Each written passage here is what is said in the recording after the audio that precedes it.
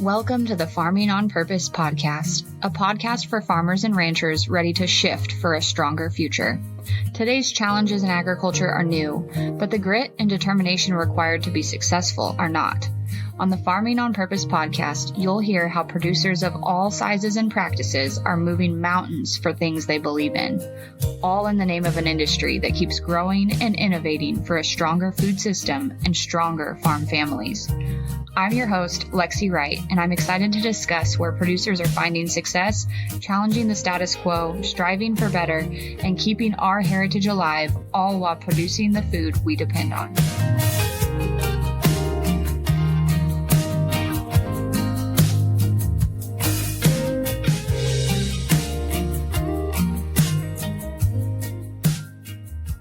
Hey there, it's Lexi, and I am sliding into this podcast episode with an opportunity for those who are interested in it. The last time that you sat down to plan your marketing, do you know when it was?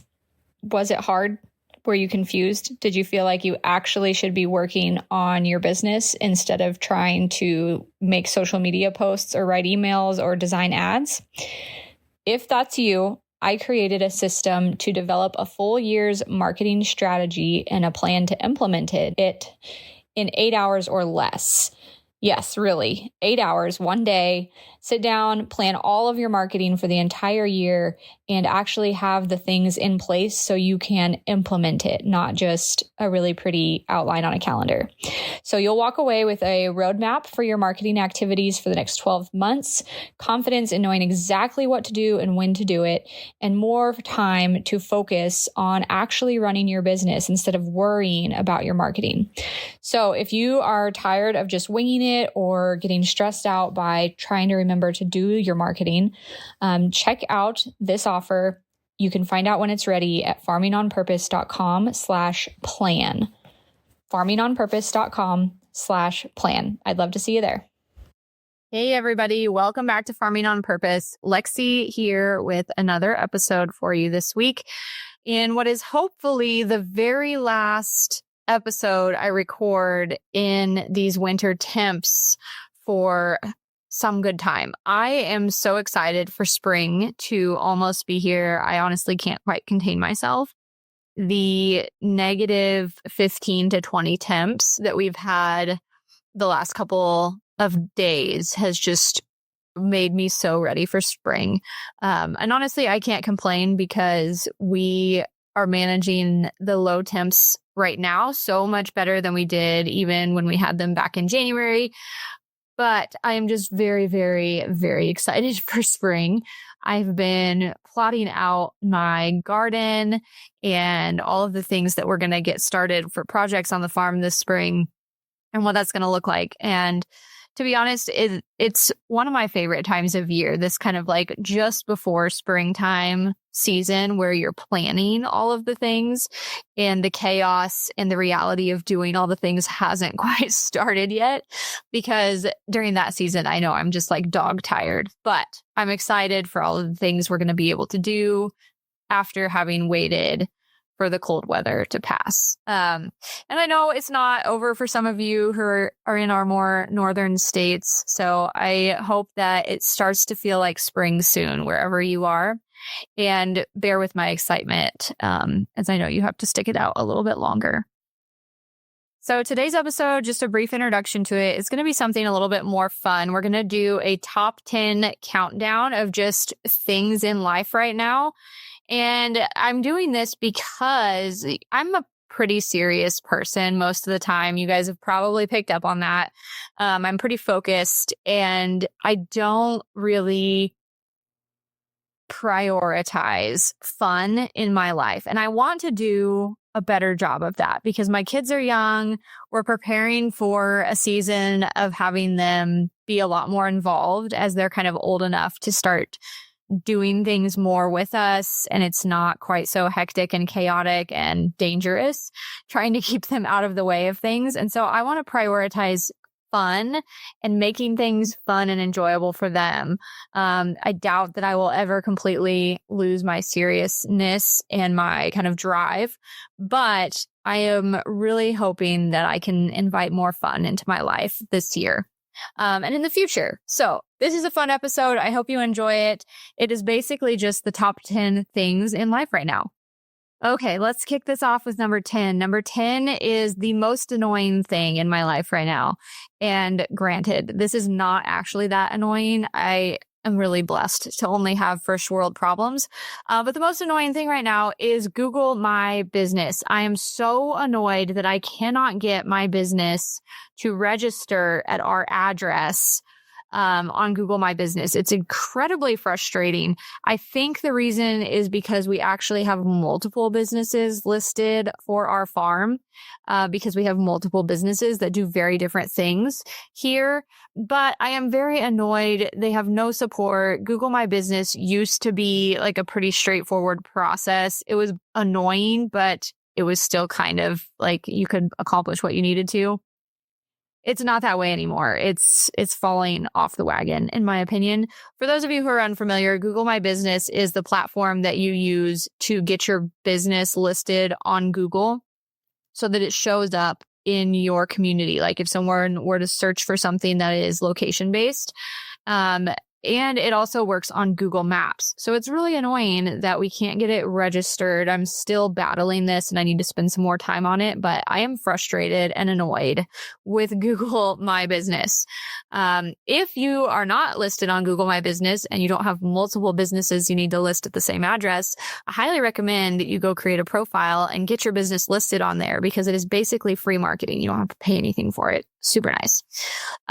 Number 9, the homesteading task that's weirdly satisfying. Okay, bear with me on this one. I have a family milk cow. I drop that into sprinkle it into conversation every conversation basically because it's 100% of my personality at this point. So I have 2 jerseys and then I have 1 half Jersey, half Montbéliard cow that I love dearly. Having these cows has transformed my life, honestly, because it's become such a big part of my routine. I milk once a day in the mornings, and then bottle the milk. And we were drinking the milk from my cow all last year. It's actually just a little over a year because she calved on February 3rd last year. But we added to the herd and we are now milking another Jersey and selling some of that milk. And then I'm also getting to experiment making butter and cottage cheese and all of these fun dairy products. And I love it. But the weirdly satisfying task is actually the milking itself. And I had no idea that I would enjoy milking a cow so much. Actually, when I was younger, I would say in my high school years, I thought I would never be involved in dairy. And it was something that I was considering because I was like, how am I going to make my start in agriculture? What are things that could work for me? And dairy was something that I was like, well, maybe dairy, but then I was like, no way, I'm not ever going to get into dairy because you have to do it every day. You can never take a break. You can never get off the farm. It controls your life. Well, I have to eat my words there. I don't want to get off the farm and I want it to control my life, but also milking once a day makes a huge difference versus milking 2 or 3 times a day. But what's so satisfying about it is just you do the work, you do the manual process of milking and you immediately have a product in hand that is valuable. And that is so just weirdly satisfying to me because that's it. It's so immediate gratification. And it's so just in the moment. And I think the reason I enjoy that so much is because a lot of what I do in my business, my marketing business, is long term. We put in strategies in place and things for clients that take time to pay off. Sometimes it's only a month that it takes to pay off, but sometimes it's a year and we're continuously building on these strategies to see those results and to get where we want to go. And so the fact that I can walk out my door, the 150 feet to our barn and bring my cow in and milk her and instantly have this amazing product that my whole family is going to drink and that I'm able to share with other families is just super, super cool to me. So there's my nerd out on having a family milk cow. Best thing that I have done in my adult life. I mean, aside from, having my kids and marrying my husband and that kind of thing. So I highly recommend it. If you haven't looked into the family milk cow life and you're a weirdo like me, then you probably should. Okay. Number 8, a mom hack that is saving my sanity right now. Okay. Something that I struggle with as a mom is cleaning. And I know I'm not alone in that. It's part of life. But our home right now gets so cluttered so quickly. It is insane. To be fair, we have 4 kids. They are all under 8 years old, and we are living in the lower half of our home right now. We are not living in the second story because we are remodeling it. Something that I hope we get to cross off the list this year. But because of that, it's a small space. We're dealing with like a not ideal setup. And so clutter is just part of life. And sometimes it drives me absolutely insane. But something that I have been doing to deal with it more, for one, is bins, baskets, and tubs so that we can easily move things around when we need to clear counter space or clear tabletops. And that has made a big difference. That's something I had learned some time ago, but just amplifying that practice has really made a difference in how I see our environment, which impacts you so much throughout the day without you ever even realizing it. It also makes it look cleaner, even if it's not organized. At least it's in a box, so I can move it easily and I don't have to look at it as much. It's contained. So that's one thing that I would say is saving my life right now. I have been coupling that when we do cleanup sessions lately, with just taking a broom to the floor. And instead of using the broom just to sweep up dirt, I'm using it to sweep up laundry and snack wrappers and toys and dirt and beads that they're using to make bracelets and like all these things. And I didn't used to approach cleaning that way. I used to try to, tackle things in order, like pick up the laundry, pick up the toys, throw away the trash. And it's too many steps sometimes. And then you have this overwhelm. So instead, I just broom it all. Like I sweep it all into a pile, and then it's easier for the kids to help me with it then too, because it looks more manageable because it's all in a pile. They don't have to walk around the room and pick things up and find them under the couch and that kind of thing. So that is one thing that I'm going to claim it. It's saving my sanity. I don't love it for us, but it is making the process easier. And that's the whole goal. All right. Number 7 is going to be the best thing I ate this week. And the best thing I ate this week, first off, I have to give some backstory here. I have been doing carnivore diet on and off since the first of the year. And I have seen great results with that. I am doing it for weight loss. I have been trying to lose some weight ever since my second was born. I would say I gained quite a bit of weight when I was pregnant with my second. I gained weight with all of my babies. So much weight, like 70 to 80 pounds with each of my kids. Maybe not quite that. 60 to 70 is pretty fair. Anyways, so getting that weight off has been a challenge. I haven't had time in my daily schedule to add a workout routine. I've tried here and there to just do simple things, and tried to eat healthy. I feel like I eat pretty healthy most of the time, with the exception of maybe like processed foods that I'm making quickly when we've been doing things all day and I don't have time or energy to make supper. But I just never really saw any results. I never saw any movement on the scale. It was hard to stick to because of that. But when I started carnivore, I almost immediately started losing weight, which was really surprising to me. I honestly didn't think it was going to work. So I did, I don't know what it's called, but I did the carnivore diet that includes dairy because I have a dairy cow and I'm not going to give that up. So meat, milk, eggs, butter, and then I do some cheeses, and I think that's pretty much it. spices. We do seasonings.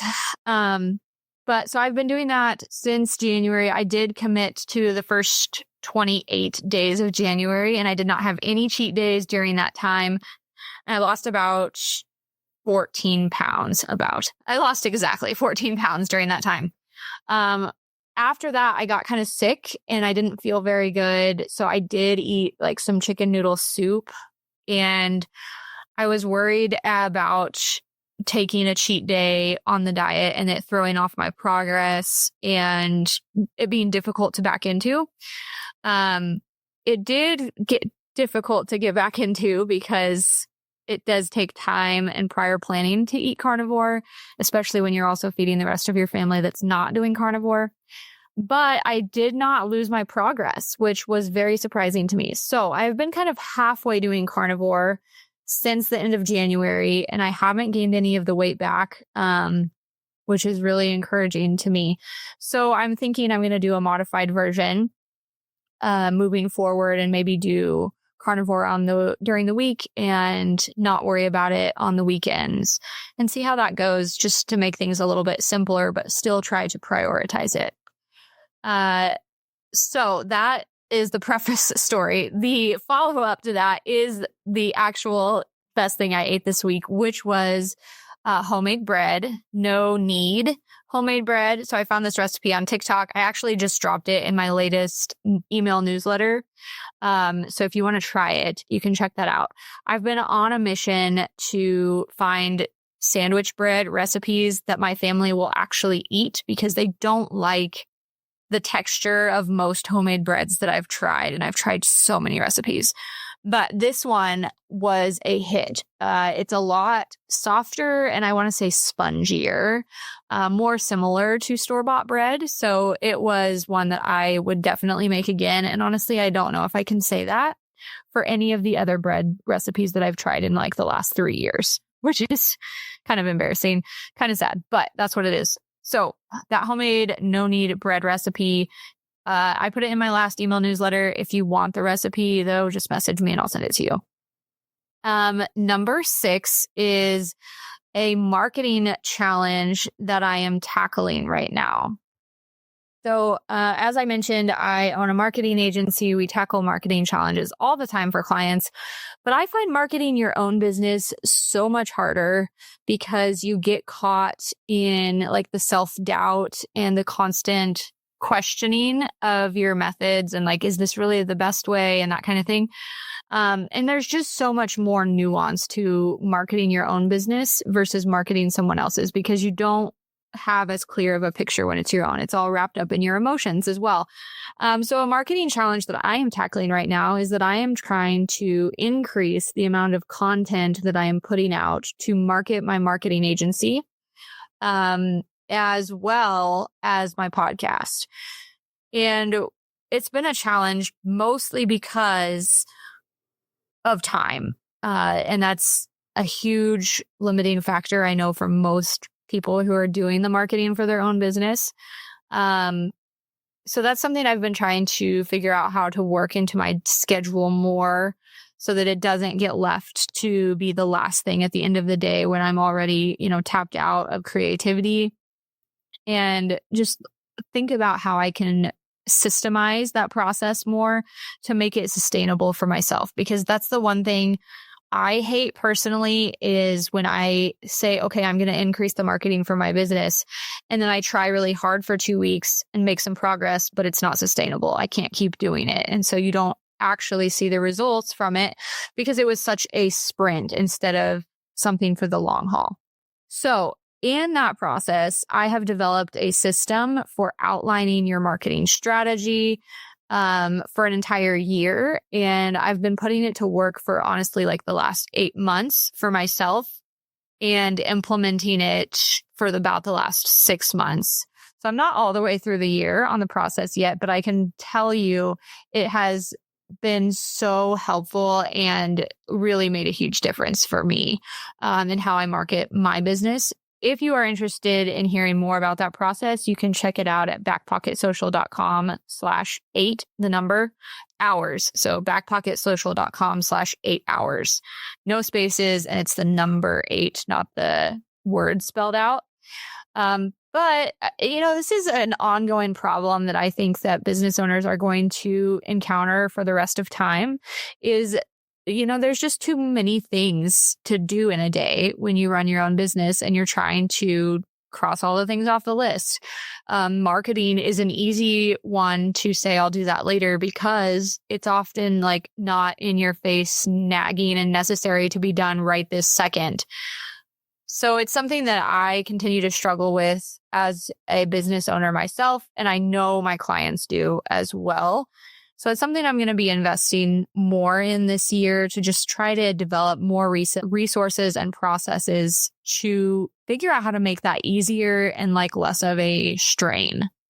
Does your business accept online payments, credit cards, or bank transfers? You're going to want to know about a tool called ThriveCart. I've been using this tool on my own website and on clients' websites for years and have been so happy with it. ThriveCart is a software tool you can use to design online checkouts with every option you can dream up. You can sell physical and digital products, connect to loads of other softwares you use for your website, accept payments, email marketing, and more. This is the most powerful tool that I use and the lowest cost one for my business. I recommend it for anyone who accepts online payments, who wants to increase their revenue or average order value on any type of product that you sell. In my show notes, you can find an affiliate link that I have for ThriveCart that gets you a great deal on a one-time payment, no subscription, and also allows me to earn affiliate income from this tool that I really enjoy and recommend. If you have any questions about how ThriveCart could work for your business, feel free to shoot me an email and I'd be happy to chat with you about it. Now, back to the show. Okay, number 5 is the biggest mom blessing that I'm thinking about right now. And for me, I'm going to have to say that it is watching my kids get involved and feel accomplishment because of something that they did.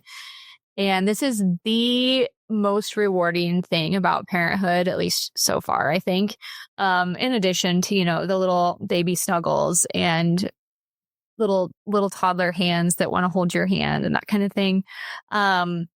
Watching my kids just develop confidence in themselves because they did something that they thought they couldn't do, or because they learned something and are then able to exhibit success and teach others how to do it, is so cool. My oldest had not really shown much interest in like animals or farm life, that kind of thing, prior to this year. And, it was here and there. I don't know, maybe it was just a phase, because he was really interested in it when he was a toddler. And then he kind of just stopped being interested in it.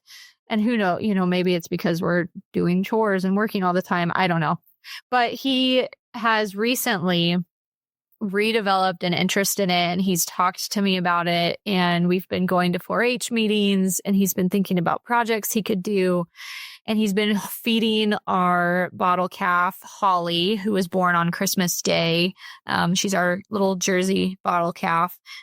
And he has just watching him learn to take care of her and show his siblings how to do it and feel responsibility for it is really cool. The fact that he knows that it's his job to feed her, even though we never really told him that, but he's just assumed this responsibility that he's going to be in charge of feeding her, and that he comes and finds me if I haven't warmed up her bottle for her yet. And it's like, Mom, Holly's going to be hungry. We need to get her fed. She's going to be famished. And that's just, he's such a big word kid. But it's just so cool for me to see his confidence grow through that. And I think it's a great reminder of why farm kids excel more in life. I've actually been reading a book that kind of has made me think more about this too. It's called The Growing Season. And it's about a woman named Sarah Fry, who is a produce contract buyer for some of the biggest retailers in the US. So she grows produce and then she also contract buys it for them.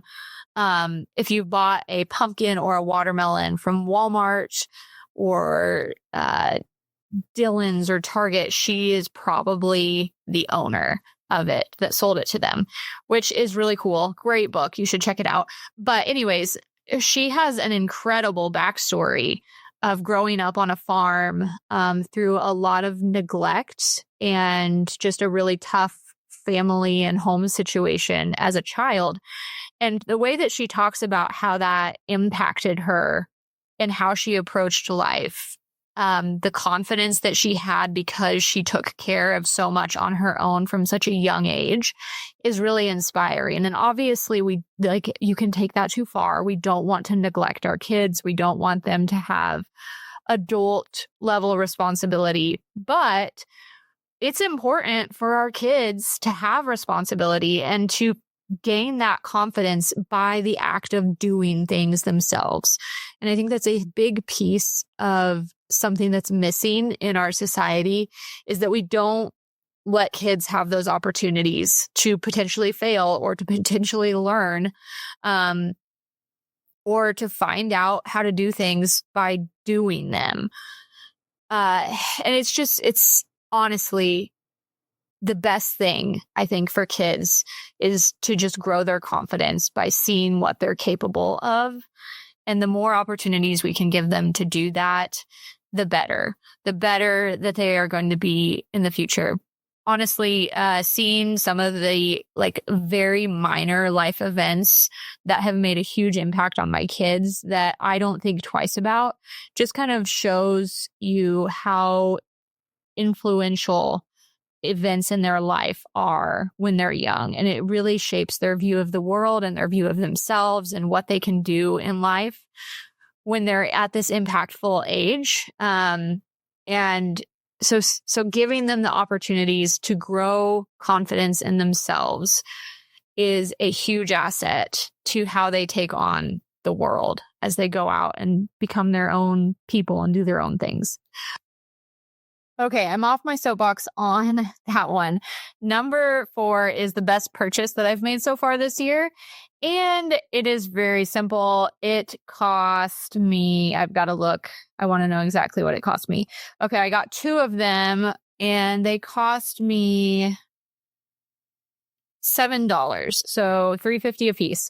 I got a date stamper and an ink pad. So this is just like one of those little rotatable stamps that you can choose the date, the month, the day, and the year.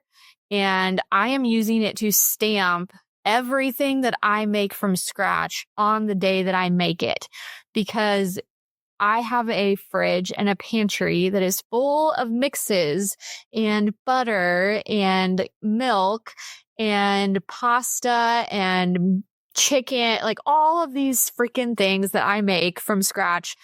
And I don't know when I made them. And you always think like, oh, I'm going to remember when I made that because it was the first weekend after Thanksgiving or something, it's the same thing. We do this when we put the bowls in for our cows. We're like, okay, we're going to remember that it was this day we put them in because it was close to something, notable. And then it's always like this time of year when it's time to pull the bowls.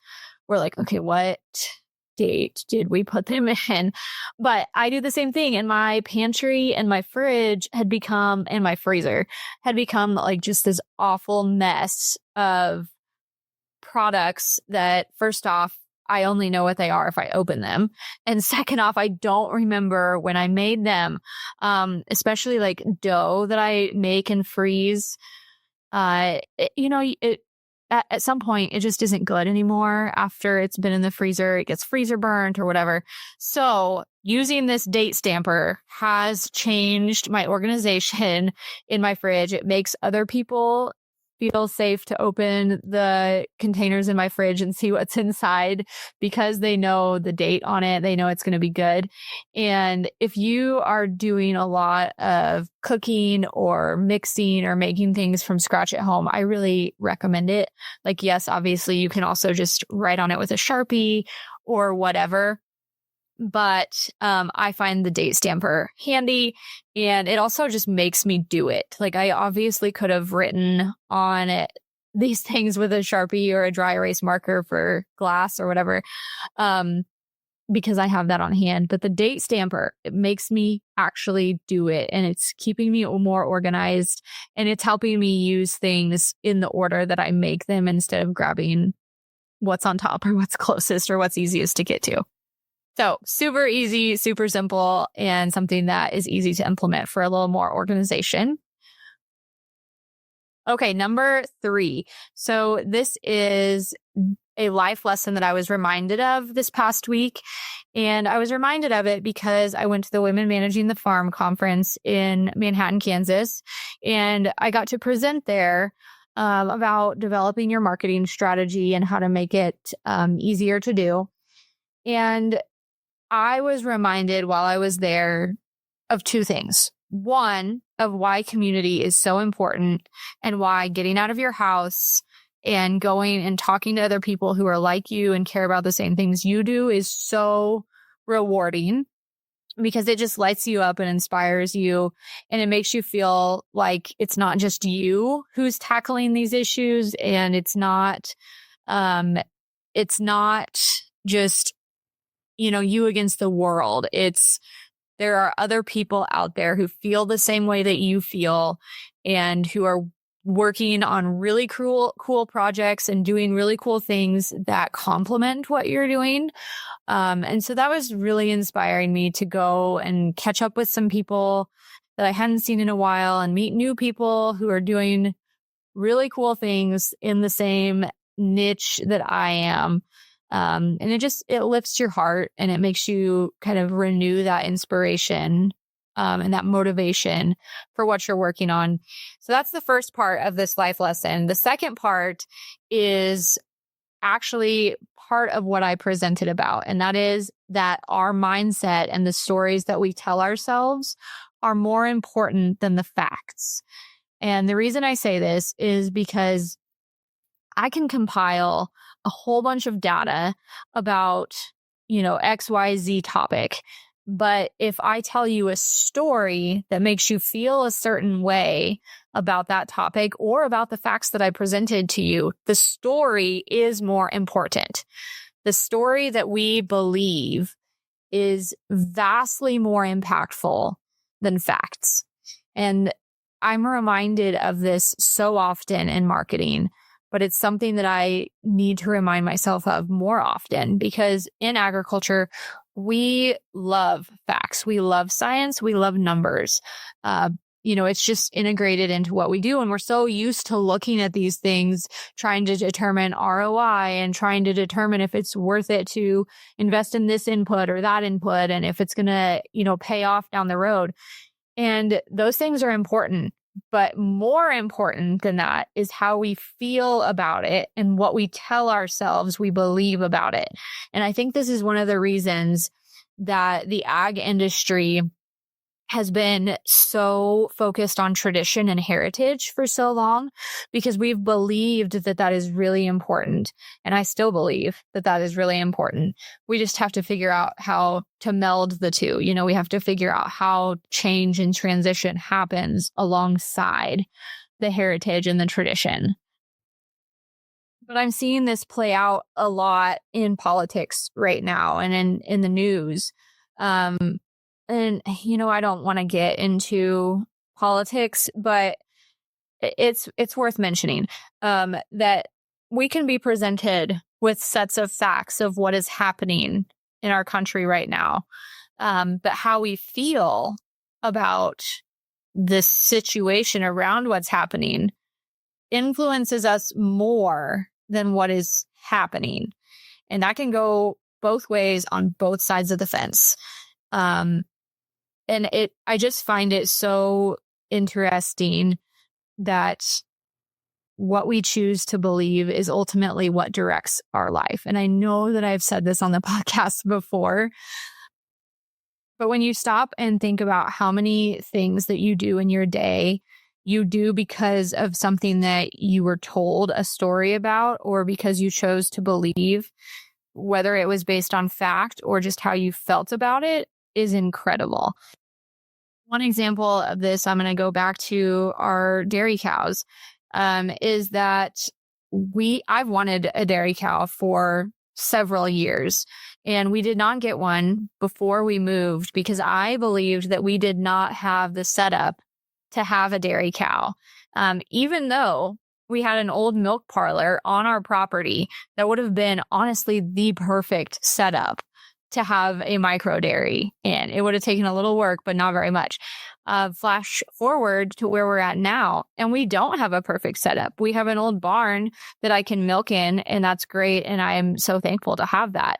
But it's going to take a lot more work to do a micro dairy here than it would have at our old location. But I put it off and I said, I'm not ready. And I don't think I can do this here because of our setup, which was not factual, was not true at all, but it's what I believed.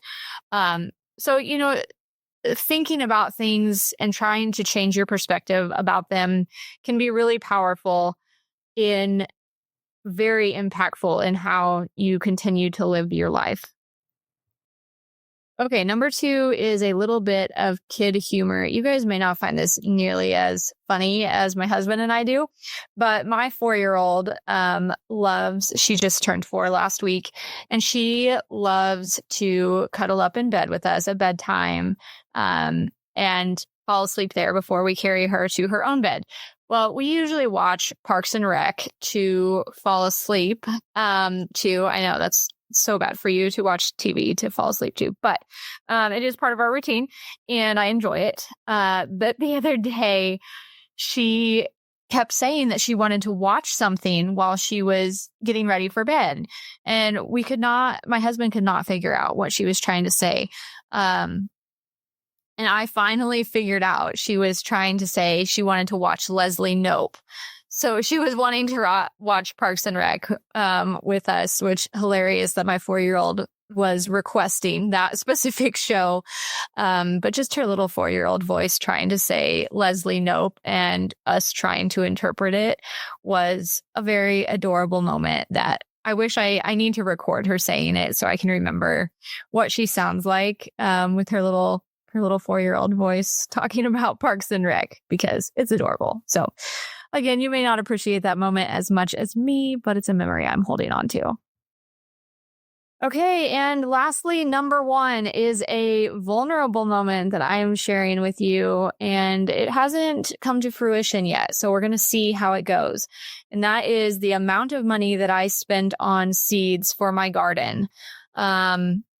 So here's the long version of it. Last year, when was our first spring here on the farm, and I have never had a vegetable garden before since I was a little kid and did a big vegetable garden with my parents. I've wanted one basically ever since then and just haven't prioritized it. I did try to do some container gardening in mineral tubs one year, and we got like a ridiculous amount of rain in one day and they were completely flooded and we weren't home to deal with it. So that was the last time that I tried vegetable gardening. I'm taking it on again this year. I'm really excited to do it. And I have so far spent $550 on seeds. Now, this does include a large amount of vegetable and some fruit seeds, as well as flowers. I am intending to do a small cut flower garden and then to process the vegetables that we grow and try my hand at canning for the first time. I've never canned before and I'm really excited to tackle that. But I have no idea if this is going to be an epic disaster and waste of money or if it's going to be really awesome. I'm hoping it's really awesome. I'm not excited for it potentially being like many, many, many hours of work every day this summer, but I'm hopeful that I have a plan in place to make it work. So I hope that if you have expertise in fruit and vegetable gardening, that's what my major was in college, by the way. I went to school for fruit and vegetable production, but trying to do it at a scale that I want to do it at And since I haven't actually done it in a garden for so long, it makes me kind of nervous and apprehensive. So if you have expertise in this area, I'm in zone 6A, and I would love your tips in my Instagram inbox or in my email inbox and encouragement. I am very, very nervous that I'm going to like totally mess this up and it's going to be a huge blow to my ego. So we'll see how it goes. I will keep you postponed. Maybe I'll do like a mid-season and an end of season report. But my thought process is, so you can't sell raw milk in Kansas off of the farm. The customer has to come to the farm to pick it up and buy it. And there's also like some other complex rules that I still need to figure out more about. But to get around that, my thought is that I am going to potentially go to farmers markets this summer and promote our dairy products, but not sell them at the farmers market, and instead have some cut flowers for sale there just to attract people to our booth and that kind of thing.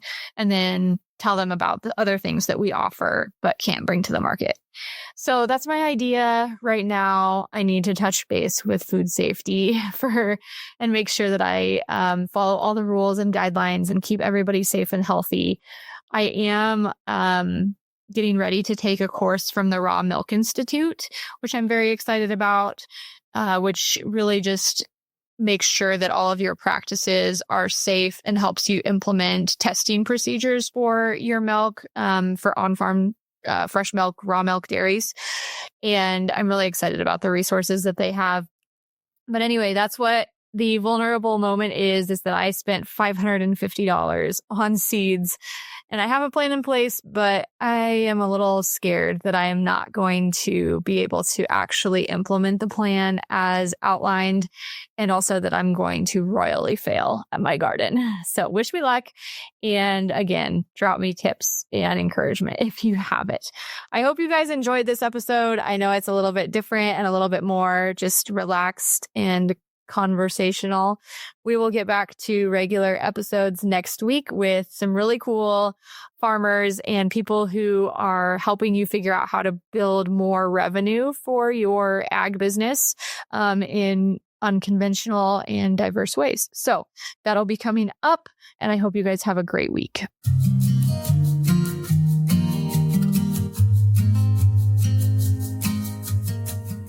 If you've enjoyed spending time with us today, please take a moment to review the podcast on Apple Podcasts or join the conversation on social media. Do you have a topic you would like to discuss or know someone with a story to share? Apply to be a guest on the podcast at farmingonpurpose.com. You can follow the host of Farming on Purpose, Lexi, on your favorite social media platforms for more content by searching for Farming on Purpose. And remember, if you look around your table and aren't inspired by the people there, it's time to find a new seat.